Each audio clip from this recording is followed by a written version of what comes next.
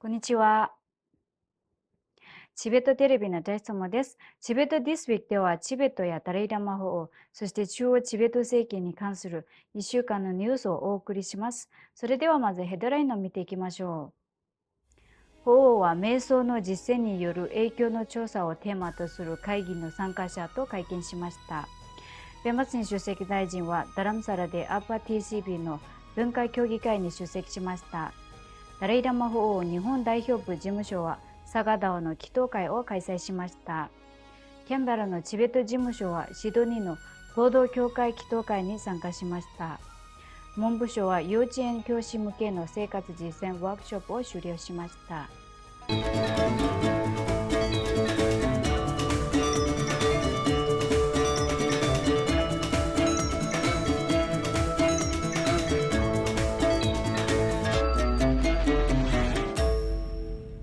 先週金曜日、ダライラマ法王は瞑想の実践による影響の調査をテーマとする会議に参加するためにダラムサラを訪れたエモリ大学の関係者200人と会見されました。この会見はエモリコンパッションセンターのゲシー・ロプサンテンジンネギ事務局長により実現しました。法王は参加者の質問に答えながら、私たちはさまざまな伝統により思いやりと礼儀正しさを学ぶが、他者への積極的な配慮という意味において思いやりが重要であり、また世俗的な倫理は社会を導く手段を与えてくれるが、個人対個人のレベルでは誰もが評価するのは心の温かさであると述べられました。가다 secular ethics야디 겐남 유직 셰데기 요래 가다지 최대 연아 여버지기 양소소 시기 대배 돈에도 도대하를 찍다 야 최대 맹해줄이네 야지 그런 금쟁이 돈에도 시양 지 상무 돈야지 서다 가다 개치시 나는 상월로 시디구요래 애는 가서 남보조 저불이 관계 다 간다 지소 나게 맨으로 다 지차대 요래 다 간다 가서 지금 저불이 간라 뭐나 전에게 지금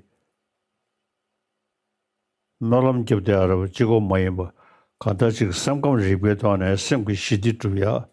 다지 빼게셔 버리셔会見ではエモリ・チベット・サイエンス・イニシティブが出版した2冊の科学書が法に贈呈されました。今回、中央チベット政権文部省の指導のもと、インドでのチベット人学校から約50名の生徒がエモリ大学とダレラマトラストが共催した4日間の会議兼ワークショップに参加しました。今週、国会議員で元外務大臣、元国連事務次長のシュリ・シャシ・タルル氏はダレイラマ法王に謁見しました。It was a great honor to see His Holiness again. I had the pleasure for the very first time of shaking his hand in Geneva way back in 1979 or 80. Since then, I've had the honor of meeting him 3 or 4 times. For me, there are no words to describe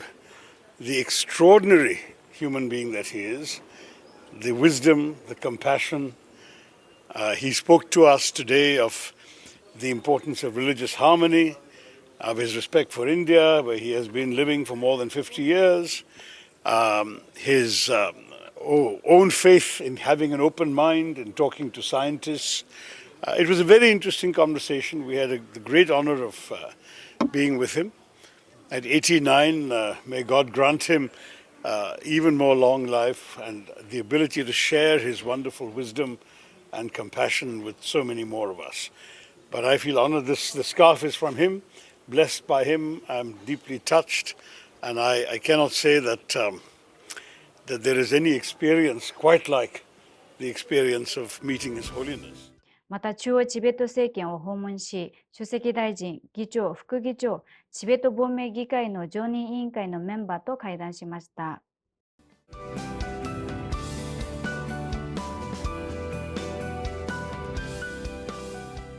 今週水曜日、中央チベット政権のベンバスニ主席大臣は、ダラムサラの上部にあるチベット子ども村、アーパ TCB で開催されたチベットオペラ大会、インターハウスアジェラモに出席しました。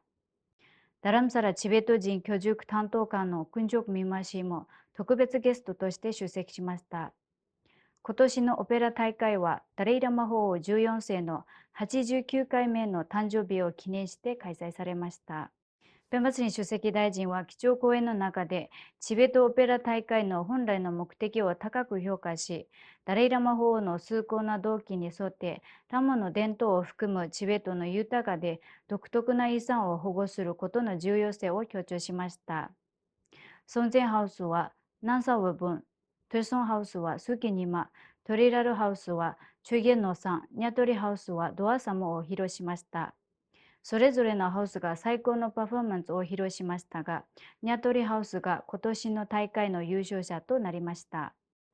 5月の25日、仏教歴で最も神聖な日とされている佐賀川の満月の日の祈祷会と講話が東京にあるダレイラ魔法日本代表部事務所で行われ、チベット人と日本人、数名の外国人が参加しました。ダレイラ魔法日本代表部事務所のチャシー・ヤンゾム氏は、祈祷会を歓迎し、佐賀川がチベット仏教における最も神聖な月であることを強調し、参加者の出席と参加に対する感謝の意を表しました。ポタラカレッジのクンチョクシタル氏は、ブッダの生涯や佐賀川の意義について説明しました。その後、参加者全員が1時間にわたる祈祷を行い、栄唱やマントラを唱え、祝福を呼びかけ、精神的な調和を図りました。祈祷の後、クンチョク市と早稲田大学の石浜由美子教授が参加者からの質問に答えました。チベット事務所キャンベラは5月26日、シドニーのアシュフィールド教会で1989年中国で民主化運動が弾圧された天安門事件の35周年と2019年の香港抗議デモ5周年を記念する祈祷会に参加しました。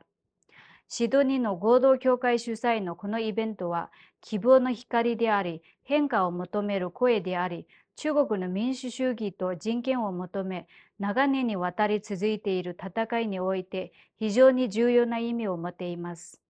会合に参加したチベット情報局中国連絡事務所のダワサモ氏は、中国の民主主義の理想を追求するために無数の人々が払った犠牲に敬意を表し、中国の支配下でチベット人が直面しているエスカレートする弾圧と体系的な差別を強調しました。また、ダレイラ魔法王が異なる宗教間の調和を図るためにいかに人生を捧げてきたかについて語りました。祈祷会の後、中国共産党政権の犠牲者のためのオーストラリア・ニュージーランド同盟が教会でセミナーを開催しました。中国の民主活動家、法輪功のメンバー、香港の抗議団体、チベット人代表、中国からの留学生などが参加しました。2024年5月25日、中央チベット政権文部省主催の生活実践ワークショップが無事終了しました。